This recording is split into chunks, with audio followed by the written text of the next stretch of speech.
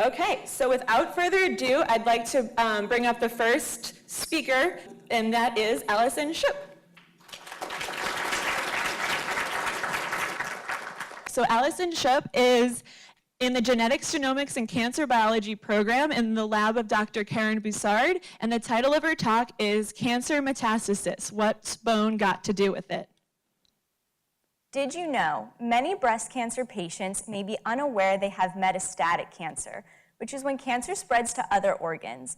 Traditionally, patients with breast cancer are given chemotherapy to kill their tumor, and then they go about their lives living disease-free, or so they think. It probably will not come as a surprise that cancer cells are sneaky and they can avoid being killed by chemotherapy. Instead, these cancer cells can spread to other organs in the body, and instead of rapidly growing and forming a tumor, these cancer cells can lay dormant. Cancer cells can survive in a dormant state for years or even decades, but cancer cells are not usually dormant forever. They're just waiting for the right time to grow and can cause a patient to relapse unexpectedly. One common site for cancer cells to spread and lay dormant is the bone. One way to think about cancer dormancy is to picture a seed planted in soil. So imagine you're planting seeds in a garden. You'll water them and wait for a plant to grow. But if summertime comes and a plant never grows, it could be because you had bad seeds, or it could be that the conditions just weren't right. Maybe the soil wasn't fertile. In this analogy, think of the cancer cell as the seed and the different organs of the body as potential soil.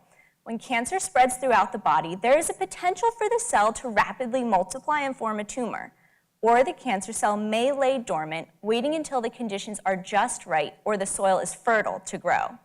This theory about seeds and soil may explain why cancer cells spread to the bone, but in some instances do not rapidly grow. Maybe the bone is not a fertile soil. In my research, I'm investigating what is unique about the bone that in some patients results in cancer dormancy. I found that a specific cell in the bone produces factors that arrest cancer growth. These factors are called extracellular vesicles. Vesicles are small membrane-bound structures, like a small bubble produced by cells. Vesicles can be produced by one cell and taken up by another, and in this way, they act like small packages to deliver molecules like DNA, RNA, and protein between cells. I found that cells in the bone produce vesicles that are taken up by breast cancer cells, and when this happens, it arrests cancer growth.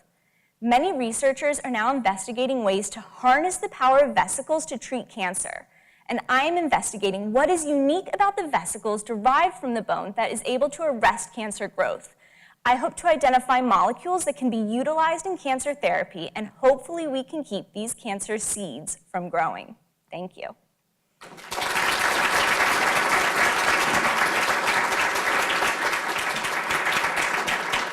Thank you, Alison.